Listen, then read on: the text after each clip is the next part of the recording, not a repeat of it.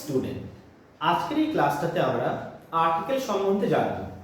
Article আমরা এর আগের ক্লাসেও পড়েছি বা আমরা ছোট থেকে পড়ে আসছি। একটা জিনিস এখানে আমাদের জানার বিষয় যে আর্টিকেল এটা কিন্তু এক ধরনের অ্যাডজেক্টিভের পার্ট।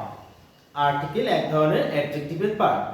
আমরা সেন্টেন্সে যে ওয়ার্ডগুলো ইউজ করে থাকি তারা কোনো না কোনো একটা পার্সন স্পিচের পার্ট হয়, সেরকম আর্টিকেল কিন্তু এক ধরনের অ্যাডজেক্টিভ।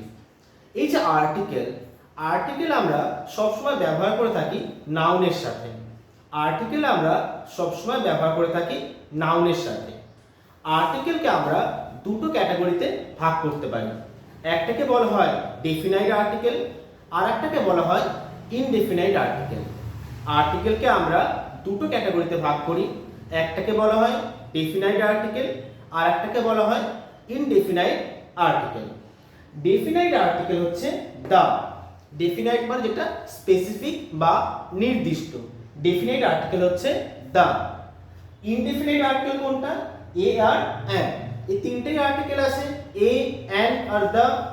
দা হচ্ছে ডেফিনাইট আর্টিকেল আর এ আর অ্যান হচ্ছে ইনডেফিনাইট আর্টিকেল। এখানে আর্টিকেলটা বোঝার জন্য আমাদের নাউন চ্যাপ্টারটা একটু রিভাইজ করতে হবে। নাউন আমরা জানি যে নেমিং ওয়ার্ড হয়, তাই না? Noun is the name of person, place, thing, feeling or action. সেই নাউনকে আমরা দুটো ভাগে ভাগ করতে পারতাম, কাউন্টেবল নাউন আর আনকাউন্টেবল নাউন। যেগুলো কাউন্ট করা যায় সেগুলো কাউন্টেবল, আর যেগুলো কাউন্ট করা যায় না সেটা আনকাউন্টেবল। এই যে ইনডেফিনাইট আর্টিকেল, এটা কিন্তু সবসময় আমরা সিঙ্গুলার কাউন্টেবল নাউনের সাথে ব্যবহার করে থাকি। Indefinite article a or an আমরা সবসময় সিঙ্গুলার কাউন্টেবল নাউনের সাথে ব্যবহার করে থাকি। এটা কিন্তু আমাদের মনে রাখতে হবে। তার সাথে কিন্তু আমাদের ডেফিনেশনগুলো, ডেফিনাইট আর্টিকেলের ডেফিনেশন, ইনডেফিনাইট আর্টিকেলের ডেফিনেশন, এটাকেও কিন্তু মনে রাখতে হবে। দেখো এবারে কখন আমরা এ আর কখন আমরা অ্যান ইউজ করব। এটা আমরা সবাই জানি যে ভাওয়েল সাউন্ড দিয়ে যখন কোনো ওয়ার্ড স্টার্ট হচ্ছে তখন তার আগে আমরা অ্যান ব্যবহার করি, আর যদি কনসোনেন্ট সাউন্ড দিয়ে কোনো ওয়ার্ড স্টার্ট হয় তখন তার আগে আমরা এ ব্যবহার করি। এবারে কিছু আছে এক্সেপশন বা ব্যতিক্রমী কিছু নিয়ম। সেগুলো কীরকম?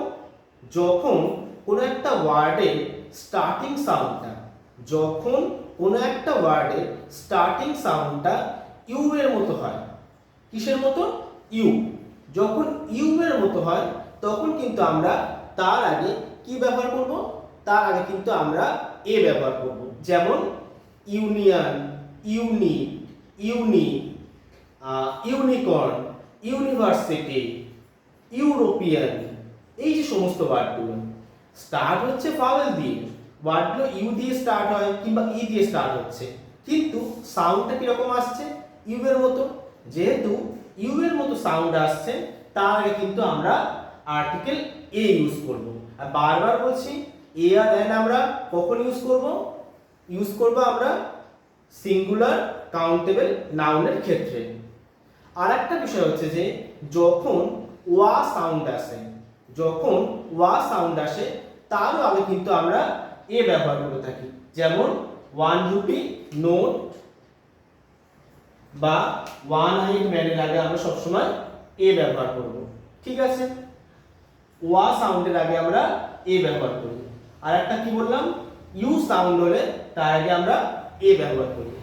আর একটা নিয়ম হচ্ছে যে যখন এইচ সাউন্ডটা সাইলেন্ট থাকে তার আগে আমরা অ্যান ব্যবহার করি। এইচ সাউন্ডটা সাইলেন্ট থাকে, যেমন এটাকে আমরা আওয়ার বলি, অ্যান আওয়ার। এইচটা কিন্তু এখানে সাইলেন্ট, আমাদের ফার্স্ট সাউন্ডটা কিন্তু আ আসছে। আওয়ার, অনেস্ট, অসাউন্ড, অনারেবল। তাহলে যখন সাউন্ডটা অর্থাৎ এইচ এর সাউন্ডটা যখন বাক্যে থাকছে না, এইচ এর সাউন্ডটা যখন হচ্ছে না, যেটা সাইলেন্ট থাকছে এইচটা, সেইটা হলে কিন্তু আমরা কি ইউজ করব? অ্যান ইউজ করব।